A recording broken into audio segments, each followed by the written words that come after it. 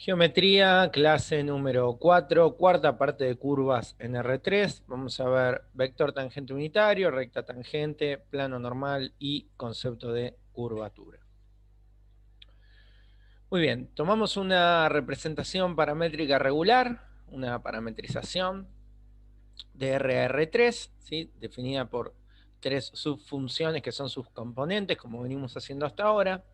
Y ya habíamos visto cuando estudiamos el concepto de longitud de arco que la parametrización derivada en un punto tiene la dirección de la recta tangente a la curva en ese punto.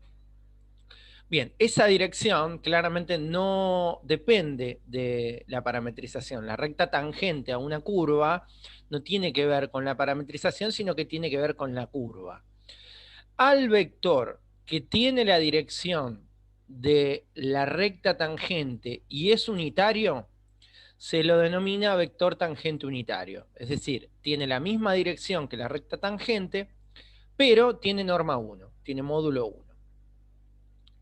Muy bien, entonces, ¿cómo hacemos para obtener el vector tangente unitario en un punto dado de la curva? Bueno, tomamos la parametrización, que es la función que estamos estudiando, la derivamos para obtener la dirección y al dividirlo por su norma queda el vector normalizado y por lo tanto pasa a tener norma 1. Si la parametrización es natural, recordemos que la definición de parametrización natural es que la derivada de la parametrización tiene módulo 1 de manera constante. Entonces, en ese caso, el vector tangente en una parametrización natural coincide directamente con la derivada porque ya tiene módulo 1.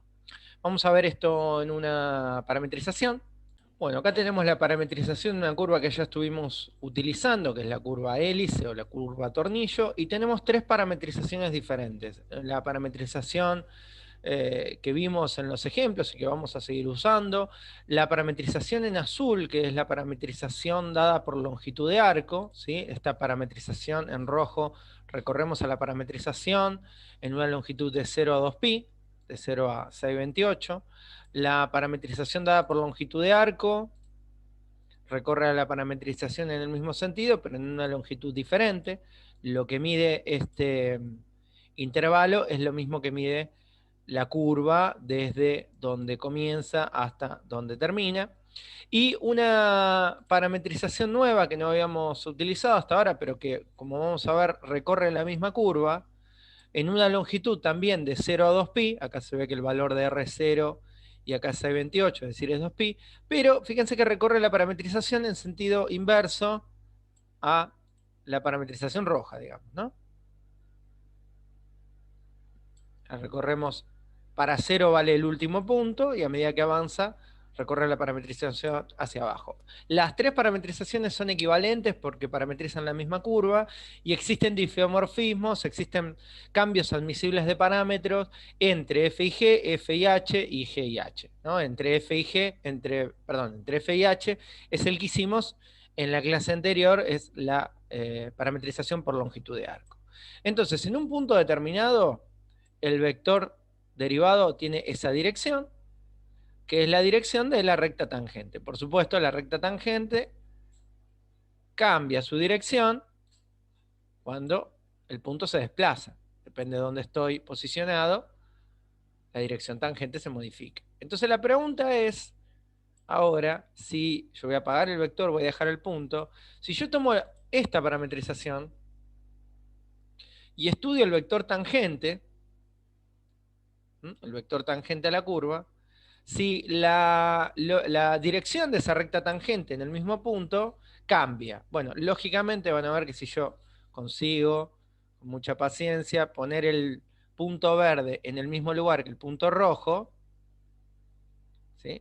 Por ahí, como verán, la dirección es la misma. No es el mismo sentido, porque el sentido del vector tangente depende de el sentido en el que el punto recorre la parametrización, pero sí es la misma dirección. Voy a apagar ahora la parametrización verde y vamos a la parametrización dada por longitud de arco, donde el vector tangente, si yo lo consigo ubicar en el mismo punto, va a tener lógicamente la misma dirección, Pero, como se puede ver, como se puede apreciar, el vector rojo y el vector azul tienen distinta longitud. El vector rojo es la derivada de una parametrización regular y el vector azul es el vector derivado de una parametrización dada por longitud de arco. Quiere decir que el vector azul en todos los puntos tiene longitud 1 y el vector rojo, su longitud puede cambiar. Puede ser 1 en un momento y en otro no, o no ser nunca 1, ¿sí? Puede cambiar. Entonces, lo que vemos ahí en ese punto específico, el vector azul es el vector tangente unitario, puesto que tiene norma 1. Si yo al vector rojo lo normalizo, me va a dar el vector azul. La dirección del vector tangente unitario, la dirección no, el sentido del vector tangente unitario depende de la parametrización, no así la dirección. Bueno, volvamos. Definimos entonces recta tangente, es la recta que yo estaba mostrando recién, es sencillamente la recta que pasa por el punto que estoy estudiando y tiene la dirección del vector tangente unitario, o lo que es lo mismo, la dirección de la derivada, porque la dirección del vector tangente y el vector derivado es el mismo. Y el plano normal, que no lo mostramos recién en el dibujo, pero ahora lo voy a mostrar, es el plano que contiene al punto de estudio, al f de t sub 0, y es perpendicular al vector tangente unitario. Vuelvo al dibujo. Me voy a quedar solamente con una de estas dos parametrizaciones. Ahí en ese punto tengo la recta tangente, pasa por el punto f de t, es el punto rojo, tiene la dirección del vector tangente unitario, lógicamente la recta tangente depende del punto en el cual estoy, y en ese mismo punto hay un plano que es perpendicular al vector rojo y que pasa por el punto P. Ese plano es el que se denomina plano normal. Es perpendicular a la recta tangente, lógicamente, porque es perpendicular al vector que define la dirección de la recta tangente. El plano normal no es estático, se modifica a medida que se modifica el vector rojo. Ese es el plano normal a la curva en un punto determinado. Bueno, ejemplo. Dada la curva que estamos estudiando, precisamente la curva que está en el dibujo, la curva hélice, se pide hallar el vector tangente unitario, la recta tangente y el plano normal en el punto 0 menos 1 pi. Bueno, lógicamente, yo lo primero que necesito hacer, este es el punto f de t sub 0, ¿no? Ese es el punto, vamos al dibujo, es el punto rojo, ¿sí? Es el punto que está ahí. Lo que necesito hacer es hallar el valor del parámetro que apunta a este punto. ¿Para qué valor de t? Voy a apagar todo por ahora. ¿Para qué valor de t el punto, apagué mal, para qué valor de t el punto tiene las coordenadas que el ejercicio me está pidiendo? ¿Para qué valor de t la coordenada en x es 0? Tiene que ser el mismo valor de t que haga la coordenada en x 0, a la coordenada en y menos 1 y a la coordenada en z pi. ¿No? Acá tenemos la parametrización, x seno de t y coseno de t, z es t. Bueno, entonces, igualamos a la parametrización al punto en cuestión. Esto es un sistema muy sencillo de resolver, ¿sí? De abajo sacamos que t tiene que ser pi de la tercera ecuación. Entonces, eso se tiene que satisfacer en las tres ecuaciones. Para el mismo valor de t, se tienen que satisfacer las tres ecuaciones. Bueno, y se cumple porque para que el seno de t sea 0, t es 0 o es pi, y para que el coseno de t sea menos 1, t tiene que ser pi.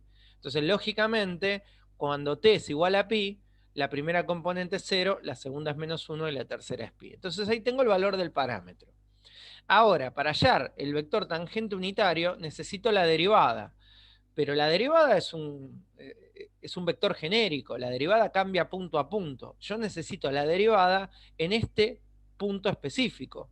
¿Cuánto me da el vector derivado en ese punto? Porque, vuelvo al dibujo, el vector cambia, estoy haciendo lío, el vector cambia cuando cambio el punto. Entonces yo necesito el vector en el punto en el cual yo estoy posicionado. Eso es evaluar la derivada en el valor de t en el cual estoy estudiando la curva. Es decir, f' evaluado en pi. Bueno, eso me da menos 1, 0, 1. Este es el vector rojo que yo tengo que trabajar. Este es el vector que tiene que tener la dirección de la recta tangente y que tiene que ser perpendicular al plano normal. Bueno, la norma de este vector, el módulo de este vector, es claramente raíz de 2, así que para hallar el vector tangente unitario, divido el vector derivado, evaluado, en su norma, en su longitud. Bueno, eso da raíz de 2 sobre 2, 0, raíz de 2 sobre 2, racionalicé y tenemos el vector tangente unitario.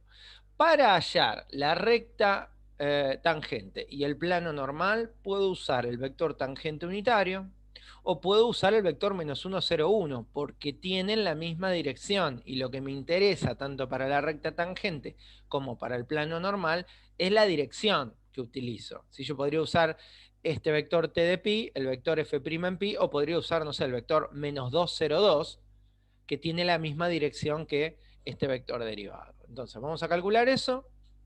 La recta tangente, recordemos que la ecuación vectorial de la recta tangente es esta, ¿no? Pi lambda, digo, por el vector director, más un punto que pertenezca a la recta. Bueno, el vector que lo dirige, en este caso decidí tomar el vector tangente, acá, y el punto por el cual tiene que pasar es el que me está pidiendo el ejercicio que pase, el 0 menos 1 pi. Y ahí tengo la ecuación vectorial de la recta. Si quieren pasarlo a cartesiano paramétricas, a ecuaciones simétricas, bueno, eso quedará en ustedes, pero ya tengo una de las ecuaciones posibles de la recta. Lo mismo para el plano normal. Para el plano normal necesito usar o bien el vector tangente o bien el vector f' en pi o cualquier vector que contenga esta dirección, y vamos a recordar que la ecuación general del plano viene de x, un punto genérico que pertenezca al plano, menos el vector posición del punto que pertenezca al plano, tiene que ser perpendicular al vector normal. En este caso, este vector normal al plano, insisto, puede ser f' o puede ser t. Bueno, si uso f', solamente porque son más sencillas las cuentas, podemos hacer la resta y después el producto escalar o la distributiva del producto escalar. En cualquier caso, me queda esta ecuación, que es la ecuación del plano normal a la curva en el punto en cuestión. Bueno, tanto la recta tangente como el plano normal no dependen de la parametrización. Sin importar qué parametrización obtenga yo, la recta tangente y el plano normal van a ser el mismo. Ojo con una cosa. Fíjense acá que para que estos dos puntos estén en el mismo lugar, que estén los dos puntos en el mismo lugar, no significa que los parámetros tengan que valer lo mismo, ¿no? Para llegar a ese punto en la parametrización roja, T tiene que ser 2,7 y R tiene que ser 3,58 y S tiene que ser, a ver, aproximadamente, ¿no? Recuerden que GeoGebra no es exacto, 3,81. Es siempre el mismo punto, pero el valor del parámetro sí depende de la parametrización. Bueno, avancemos. Definimos curvatura o empezamos a elaborar el procedimiento para llegar al concepto de curvatura. Tomamos ahora una parametrización regular, una parametrización, y le pedimos que sea de clase C2, es decir, que tenga segunda derivada. Si tenemos la derivada primera, que es el vector tangente, estoy tomando acá una parametrización por longitud de arco. Como todas las curvas regulares tienen longitud de arco, todas las curvas regulares admiten una reparametrización por longitud de arco. Eso existe siempre. Después habrá que ver si es operativo o no, porque recuerden que proviene de una integral el concepto de el cambio admisible de parámetro definido mediante la longitud de arco, pero existe, teóricamente existe. Entonces, no le quito generalidad al estudio si le pido a la parametrización que sea por longitud de arco. En este caso coincide el vector tangente unitario con la derivada. Si vuelvo a derivar, derivo nuevamente miembro a miembro, de un lado me queda la derivada segunda de la parametrización natural y del otro lado me queda el vector tangente derivado. Bueno, el vector tangente unitario, el vector t, es unitario por definición, no solamente por ser por longitud de arco, sino que las derivadas de cualquier vector de norma 1 cumple siempre la condición de ser perpendicular al vector que estoy derivando. Lo voy a decir de vuelta. Un vector que tenga norma 1, cuando lo derivo, siempre es perpendicular al vector que estaba derivando. Eso es una propiedad vectorial. Es fácil de probar si consideran que el vector, para ser unitario, el producto escalar entre el vector y sí mismo tiene que dar 1, ¿no? Porque es el módulo. Entonces, ¿qué termina ocurriendo con la derivada? Que la derivada del vector derivado, o sea, la derivada segunda, tiene una dirección que es siempre la misma sin importar cuál sea la parametrización que yo tome. Esto lo voy a mostrar en un dibujo.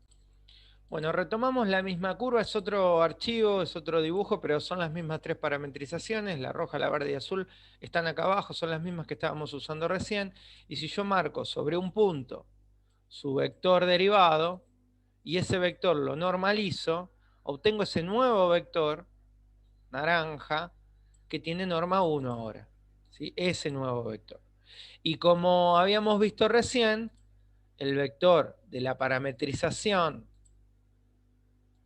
dada por longitud de arco, que era el azul, si yo lo ubico sobre el mismo punto, como ven, coincide. El vector tangente es el mismo en las dos parametrizaciones.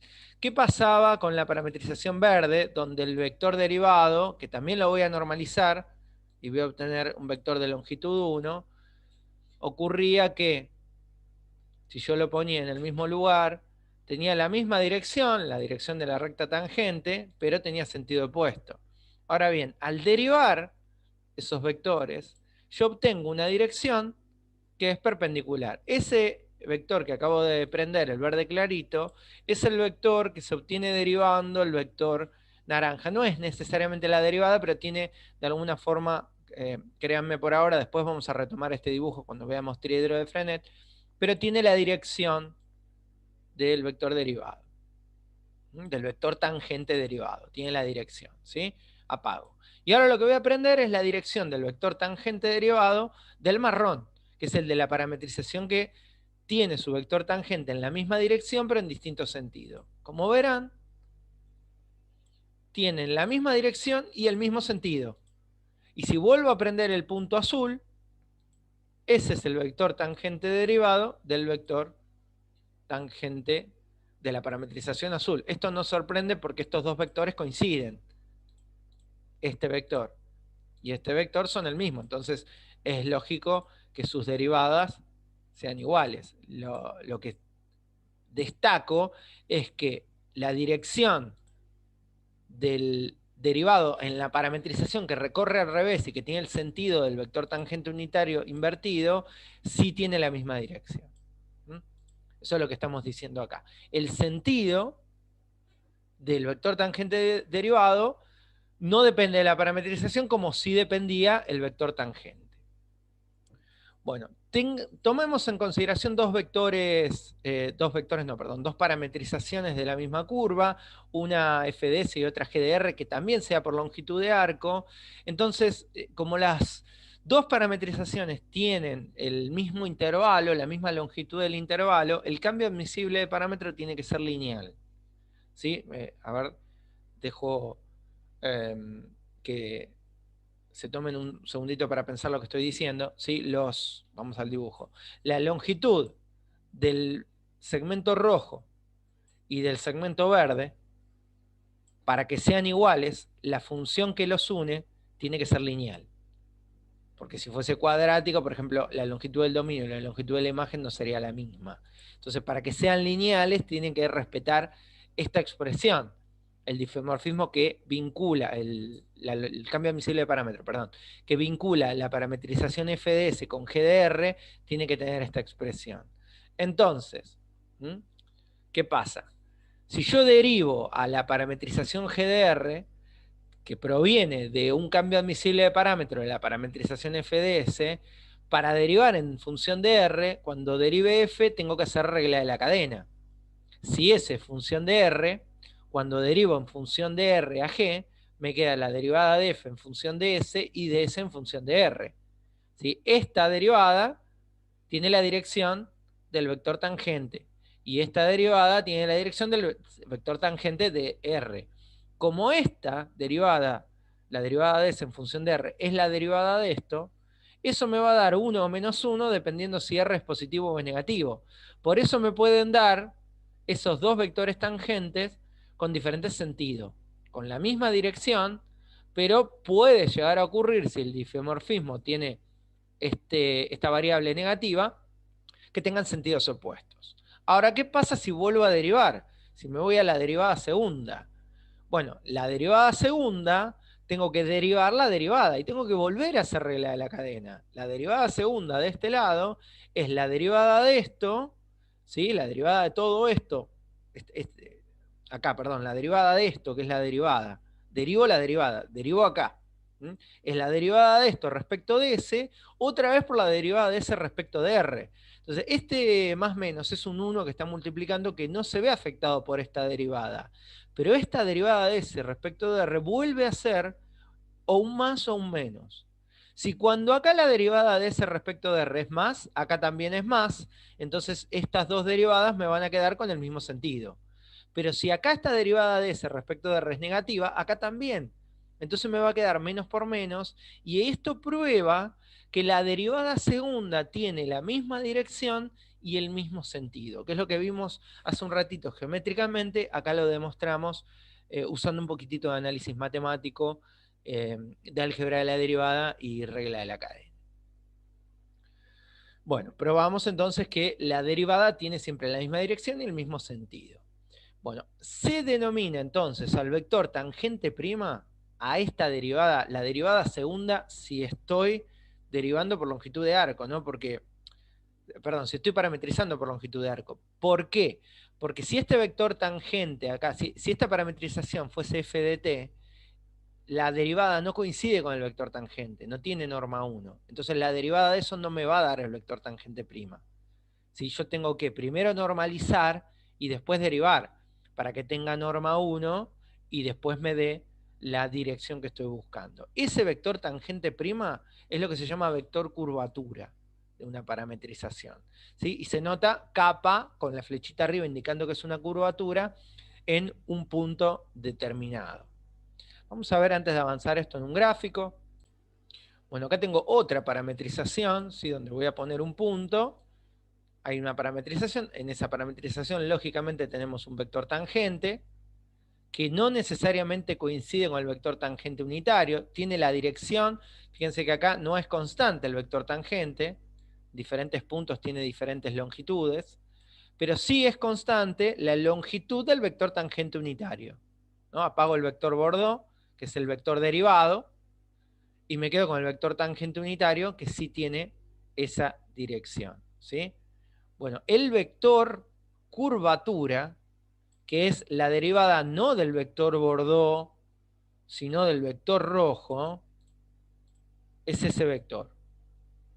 ¿Mm? Que fíjense que mantiene la perpendicularidad. Si yo, a ver si puedo poner el ángulo entre vectores, si me lo permite.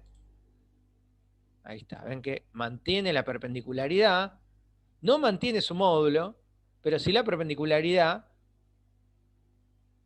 respecto al vector rojo.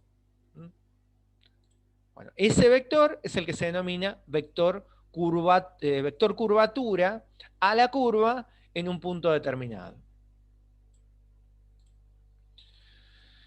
Muy bien. Vamos llegando a la definición de curvatura. Lo que vamos a definir ahora es, dado un vector tangente, su derivada sabemos que es el vector ortogonal, y vamos a definir entonces, ahora sí, a la curvatura como la longitud del vector curvatura. El módulo del vector curvatura es lo que vamos a llamar curvatura. Yo tomo el vector curvatura, le saco su módulo y a eso definimos como el escalar curvatura en un punto. Lógicamente la curvatura va a tener siempre valor positivo. Hay una interpretación geométrica de la curvatura que tiene que ver con la relación que tiene la curva con su recta tangente. Si el vector curvatura está arriba de la recta tangente, diremos que tiene signo positivo. Y si está debajo de la recta tangente, diremos que tiene signo negativo. Pero eso es relativo, porque siempre arriba y abajo depende desde dónde yo estoy mirando. Entonces, no nos interesa tanto el signo de la curvatura, que si bien tiene una interpretación geométrica, nos interesa mucho más el valor curvatura, que acá está indicado en capa en violeta, y como ven, al cambiar el vector curvatura, lógicamente cambia su longitud y cambia su módulo, que es la curvatura. Acá tenemos una curvatura de 1,93 en ese punto, y acá, ahí, de 0,36 y acá de 0,07. ¿Por qué es tan pequeña la curvatura? Y bueno, porque en ese punto la curva es mucho más parecida a la recta. ¿A qué recta? A la recta tangente. Mientras la curva esté más rectificada, mientras voy a apagar el vector tangente unitario, que no nos está ayudando mucho, mientras más parecido a la recta sea la curva respecto a su recta tangente, menos curvada va a estar y menos curvatura va a tener. Los puntos donde se curva más, ahí por ejemplo, como verán, se separa mucho más, se parece mucho menos la curva a su recta tangente, está mucho más enrulada, medido desde la recta tangente, entonces ahí tiene más curvatura, está más curvada, ¿no? Está más curvada ahí que acá, por ejemplo, que es un sector donde está mucho más rectificada la curva, ¿no? Le hace la separación, esta distancia en el entorno del punto azul, entre la curva y su recta tangente. Bueno, dado que el vector curvatura coincide con el vector tangente prima, bueno, es lo mismo decir que la curvatura es el módulo del vector curvatura que decir que es el vector tangente prima. Y si la parametrización viene dada por longitud de arco, eso también coincide con el módulo de la derivada segunda. Solamente si está dada por longitud de arco, si no, no. Bien, y vamos a llamar radio de curvatura al recíproco multiplicativo, al inverso multiplicativo de la curvatura. Es decir, el ρ de S es 1 sobre la curvatura. Volvamos al dibujo. En este punto, el radio sería el círculo que contiene a la curva en ese lugar. Acá, un círculo con este radio tendrá que ser un círculo muy grande, entonces tendrá un radio bastante grande. ¿Cuánto es el radio que tendría que tener la circunferencia para que se parezca alrededor de ese punto a la curva? Bueno, 1 dividido 0,11.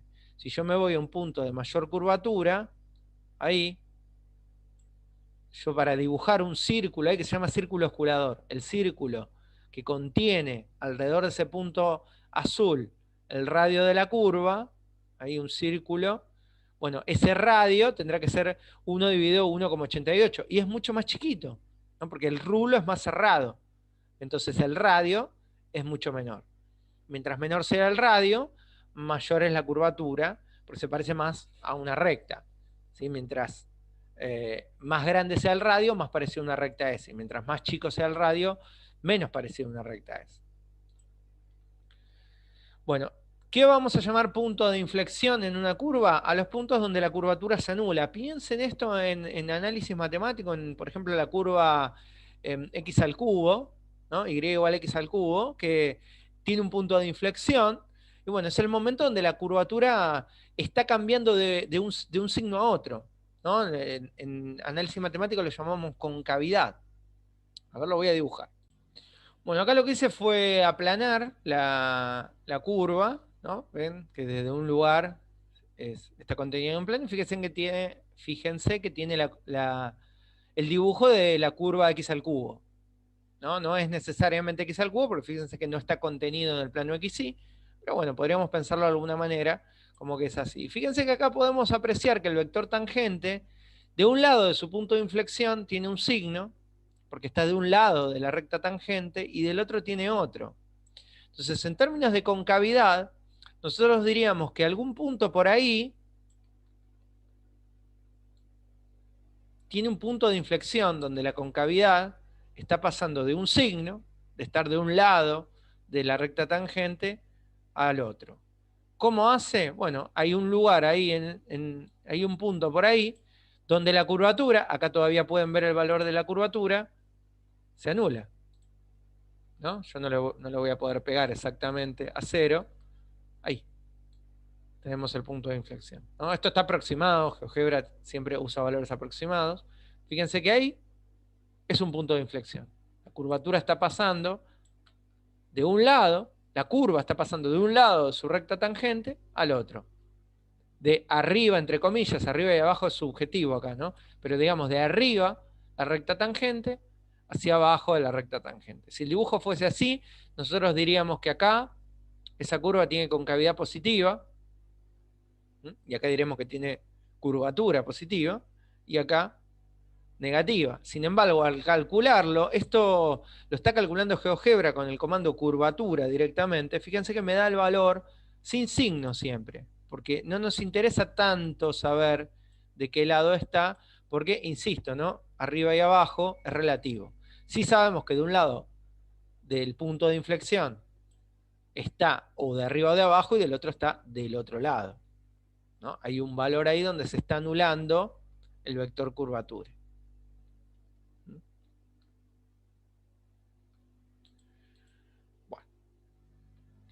Bien, en todas las definiciones que estuvimos usando hasta ahora utilizamos una parametrización natural. Entonces, si hubiese un ejercicio ahora donde se pidiese calcular la curvatura, bueno, tendríamos que tomarnos el trabajo primero de revisar si la parametrización es natural y si no lo fuese reparametrizar. Ese es un camino que nunca es aconsejable porque la reparametrización por longitud de arco es extensa y compleja. Entonces lo que nos interesa es encontrar una forma de poder calcular la curvatura sin tener que reparametrizar por longitud de arco, es decir, una fórmula o un camino de calcular este escalar, curvatura, sin tener que pasar a parámetro S, quedándonos en el parámetro T.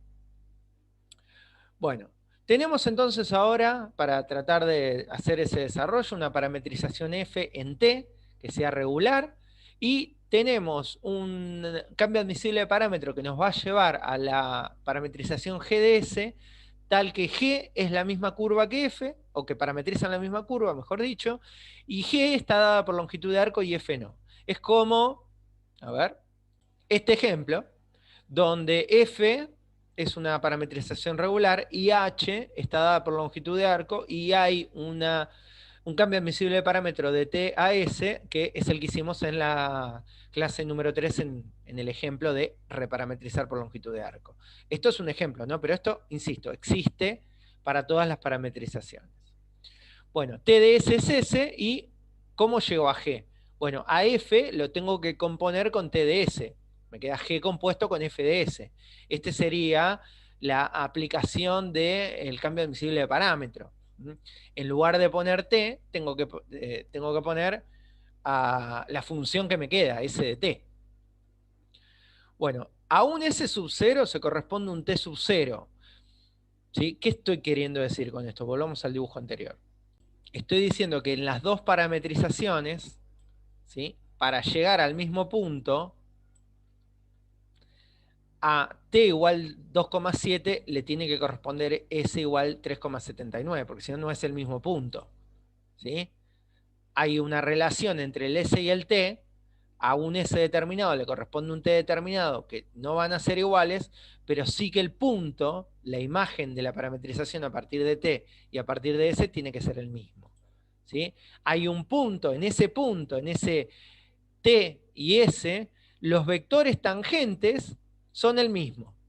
¿Sí? Acá no está normalizado en este dibujo, pero recuerden que si lo normalizamos, obtenemos el mismo vector. ¿Sí? El vector tangente unitario es el mismo si lo calculo en t y lo normalizo que si lo calculo en s. Entonces estamos diciendo ahí que ese vector tangente en t es la derivada de f en t dividido su norma, y que también ese vector a partir de S es la derivada de G sin la necesidad de normalizarlo porque está dada por longitud de arco. ¿Por qué le pongo el T sub 0 y el S sub 0? Porque estoy parado en un punto. Estoy parado en un punto específico de la curva. Bueno, vimos en las diapositivas anteriores que el vector curvatura, que es lo que yo necesito para poder calcularle la norma y para poder identificar cuánto es la curvatura, es el vector tangente prima en S. ¿Sí? El módulo es la curvatura. Entonces, ¿qué hago? Si estos dos vectores son iguales, En vez de derivar acá, derivo de este lado en t, porque yo lo que quiero es una fórmula con t. Ahora, ¿qué pasa? Tengo que derivar esto en función de s, no en función de t. ¿Sí? ¿Cómo hago para derivar esto en función de s? Por regla de la cadena. Es la derivada de esto en función de s, perdón, la derivada de esto en función de t, por la derivada de t en función de s. Regla de la cadena. Derivo t en función de f en función de t y t en función de s. ¿Sí? Le saqué el t sub 0 porque la derivada no la podemos hacer evaluada, si no nos va a dar el vector nulo. Muy bien. La derivada de f' de t sobre el módulo de f' de t hay que hacerla por regla de cociente. Es la derivada del numerador, por eso f segunda, por el denominador sin derivar, menos el numerador sin derivar por la derivada del denominador. Ojo acá, la derivada del módulo de f' no es el módulo de la derivada segunda. Tengo que derivar la función módulo. Esta función es escalar, el módulo es un escalar, yo tengo que derivar una función escalar. No es lo mismo que esto, que es un vector. Acá arriba tengo una resta de vectores. Este módulo es un escalar, multiplicando un vector. Este módulo derivado, este módulo es un escalar, derivado sigue siendo un escalar, y esto es un vector. Restó vectores, ¿sí? Dividido el cuadrado del denominador, que sería el módulo al cuadrado, por la derivada de t en función de s. Bueno. ¿Qué puede llegar a generarnos algún conflicto acá? Esta derivada que está acá. Entonces, para esta derivada vamos a recordar una propiedad bastante sencilla de probar, que viene de álgebra de segundo, ¿no? De recordar que la norma de un vector es la raíz cuadrada del producto escalar entre un vector y sí mismo. Entonces, si nosotros derivamos lado a lado esto, acá me queda regla de la cadena, 1 sobre 2 por la raíz cuadrada, por la derivada de lo de adentro, digo, que me queda el primero derivado por el segundo sin derivar, más el primero sin derivar por el segundo derivado. El producto escalar es conmutativo, así que arriba tengo 2 veces u por u', simplifico el u con el u, y abajo la raíz cuadrada de u por u vuelve a ser el módulo de u. Entonces fíjense que la derivada del módulo de u es u por u' sobre el módulo de u. Bueno, eso lo aplicamos acá. ¿Sí? U es f', entonces su derivada es f' por f segunda sobre el módulo de f'. Usamos esta fórmula. Acá, esto que está escrito acá, es esta fórmula de derivación, ¿sí? Bueno, y habíamos visto, esto ya lo traigo también de la clase anterior, que la derivada de t en función de s es 1 sobre el módulo de f' de t. Hicimos la deducción de esto cuando estudiamos la reparametrización por longitud de arco. Si no lo recuerdan, vayan a la clase anterior y búsquenlo. Todo esto es la derivada del vector tangente en función de t, pero la derivada es en función de s. Todo acá me queda en función de t, fíjense, así que voy por buen camino al menos. Bueno, hagamos denominador común de todo esto. Acá entre estos dos, el denominador común es el módulo, que después acá me va a quedar al cubo, y con este me va a quedar a la cuarta. Entonces, bueno, ustedes hagan todo este procedimiento en un papelito y van a ver que les va a quedar esto que está acá. Bueno, ahora, ¿qué verifica el vector curvatura? Que es el módulo de este vector. ¿Sí? Yo tengo el vector curvatura evaluado en t ahora, no en s. ¿Sí? Este es el vector curvatura. Verifica que la curvatura, que es el módulo, ¿sí? Si yo lo elevo al cuadrado, es el producto escalar entre el vector y sí mismo. Estoy otra vez usando lo mismo que estaba acá hace un ratito. ¿Sí? En lugar de poner la raíz cuadrada acá, pongo al cuadrado el módulo. Si el módulo elevado al cuadrado de un vector es igual al producto escalar entre un vector y sí mismo. Bueno, en este caso, la curvatura elevada al cuadrado es el producto escalar entre el vector curvatura y sí mismo, que es todo esto que está acá, que lo dejo un cachito porque ahora lo traigo para escribir el vector por sí mismo. La fuente más chiquita, pero si no, no va a entrar. Es todo ese vector por todo ese vector. Bien, apagamos eso. Esto es el producto escalar entre la resta de dos vectores. Recordemos que, acá la derivada segunda es vector, esto es escalar, esto es vector, esto es escalar, o sea, acá tengo la resta entre un escalar y un vector, y acá tenemos de vuelta el producto entre un vector y un escalar, esto es escalar, esto es escalar porque es producto escalar, ¿no? F' por F segunda, producto escalar me da un número, por un vector es un vector, resta de vectores, lógicamente es lo mismo que antes, así que puedo hacer propiedad distributiva del producto escalar. Este producto en el medio es un producto escalar. Bien, el denominador es el mismo para todo, así que al multiplicar se me queda la octava y vamos por partecitas, ¿sí? Este vector con este escalar por sí mismo me queda la derivada segunda por la derivada segunda es el módulo de la derivada segunda al cuadrado. El módulo al cuadrado por el módulo al cuadrado es el módulo a la cuarta. Menos todo esto que está acá, este, multiplicando a este. ¿Sí? Este, multiplicando a este. Los escalares salen del producto escalar y se multiplican entre sí. Sería este corchete por este módulo al cuadrado, están acá. Y la parte que es de vectores queda su producto escalar, la derivada primera por la derivada segunda, ahí adelante. Vamos ahora, la primera parte acá, con la segunda, me queda negativo, la derivada primera por la derivada segunda en producto escalar, y el escalar corchete por el escalar módulo al cuadrado acá, que me quedó lo mismo que acá, ¿ven? ¿Sí? F primera por F segunda por el corchete por el módulo al cuadrado. F primera por F segunda por el corchete por el módulo elevado al cuadrado. Y cuando hago el segundo por el segundo, me queda menos por menos más. F primera por F primera en producto escalar es el módulo de F primera al cuadrado. Y cuando hago corchete por corchete, me queda corchete al cuadrado. ¿Está bien?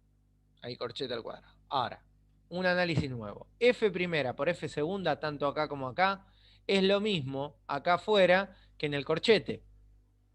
F primera por F segunda, F primera por F segunda. O sea, esto que está acá entre estos dos es F primera por F segunda al cuadrado por el módulo al cuadrado. Acá lo mismo. F primera por F segunda al cuadrado por el módulo al cuadrado. Y acá también. F primera por F segunda al cuadrado por el módulo al cuadrado. Es decir, puedo tachar uno con uno y que me quede uno solo negativo. Esto es 2 veces y al juntarlo con este me queda una sola vez. Ahí está. Bueno, entonces, ¿qué pasó acá? También tenemos el módulo, acá está la cuarta, este que está acá. Acá, este está la cuarta. ¿Dónde salió este la cuarta? Acá, era este por este, ahí está. Este que está la cuarta. Acá me queda el cuadrado. Y acá también está el cuadrado. Es decir, puedo sacar factor común de todo esto, f' de t al cuadrado. Acá está la cuarta. Acá está el cuadrado y acá está el cuadrado. Entonces, cuando lo quite de factor común, acá va a desaparecer, acá va a desaparecer. ¿Sí? Estos dos se van a juntar en este término solo, y acá, en lugar de quedarme la cuarta, me va a quedar al cuadrado. Por eso, acá pasa de la cuarta al cuadrado, y este 8 pasa a 6, porque lo estoy sacando de factor común al cuadrado y lo estoy simplificando con el 8 de abajo. Toda esta expresión ahora le voy a usar una propiedad al numerador que viene de los vectores.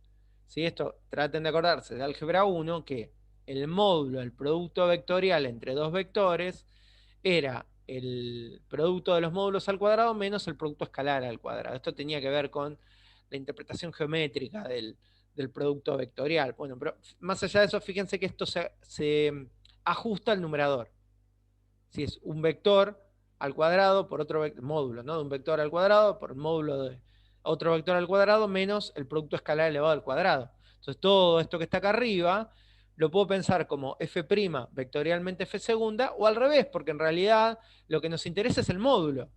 Si yo hago f' por f segunda me da un vector con una dirección y un sentido, y si yo invierto el producto vectorial me da el módulo con sentido opuesto, pero en la misma dirección y con el mismo módulo. Entonces, como lo que me importa es el módulo, en realidad es indistinto. En particular ponemos f' por f segunda, vectorialmente ahora, ¿no? Elevado al cuadrado, usando esta propiedad en verde, dividido f' de t a la sexta. Bueno, lo de arriba es un número positivo, porque es un módulo. Además está elevado al cuadrado. Lo de abajo es un módulo y encima está elevado a la sexta. Entonces le puedo calcular la raíz cuadrada y simplificar arriba la raíz cuadrada con el cuadrado y abajo la raíz cuadrada con el 6. Por eso esta fórmula que me queda acá de el módulo de la derivada primera vectorialmente la derivada segunda dividido el módulo de la derivada primera al cubo es la forma de calcular la curvatura con t como parámetro, sin tener que pasar por el proceso de reparametrización. ejemplo de esto, ¿no? Lógicamente. Tomamos una curva, es la misma curva que venimos trabajando de ejemplo, hallar la curvatura y el radio de curvatura en 0 menos 1 pi. Es el mismo punto que usamos antes, ya habíamos calculado que t era pi, así que lo paso rapidito, si no, vayan con el video un poquitito para atrás. Y la derivada también ya la habíamos calculado. Lo que necesito, según lo que vimos recién en la fórmula, es la derivada segunda. También la habíamos evaluado. La curvatura en un punto requiere que yo lo evalúe. La derivada, no puedo hacer la derivada evaluada, pero sí derivo y evalúo. Cuando derivo ahora, lógicamente no voy a derivar esto, porque me va a dar el vector nulo. Derivo de manera genérica. Esto también ya lo habíamos calculado, que es el módulo. Bueno, derivo la derivada, derivada segunda, de coseno menos seno, de menos seno menos coseno, de 1, 0. Ahí tengo la derivada segunda. Esta derivada segunda me interesa en el punto t igual pi, así que evalúo la derivada segunda. Seno de pi es 0, coseno de pi es menos 1, con el menos de adelante 1, 0 es constante. Y lo que quiero ahora es el producto vectorial. No el producto vectorial entre las dos derivadas genéricas, sino el producto vectorial en el punto. ¿Sí? Acá tendría que haber puesto pi acá y no t. Porque son... yo quiero la curvatura en el punto en el cual yo estoy parado. No quiero la curvatura de manera genérica, al menos no por ahora. Entonces, hago el producto vectorial entre estos dos vectores, entre la derivada primera y la derivada segunda. Bueno, producto vectorial confío que saben hacer, me da este vector que está acá, y lo que yo quiero de este vector es un módulo, que tiene por módulo raíz de 2 también, ¿no? 1 al cuadrado más 0 al cuadrado más 1 al cuadrado, raíz cuadrada de 2. La fórmula de la curvatura que teníamos en la diapositiva anterior es como numerador el módulo del producto vectorial, raíz de 2, como denominador el módulo de la derivada primera, que casualmente me dio igual acá, elevado al cubo. Bueno, raíz de 2 elevado al cubo es 2 raíz de 2, así que puedo simplificar la raíz de 2 de arriba con el 2 raíz de 2 que me queda abajo y llegar a que la curvatura es 0,5. ¿Cuál es el radio de curvatura? El recíproco multiplicativo, o sea, 2.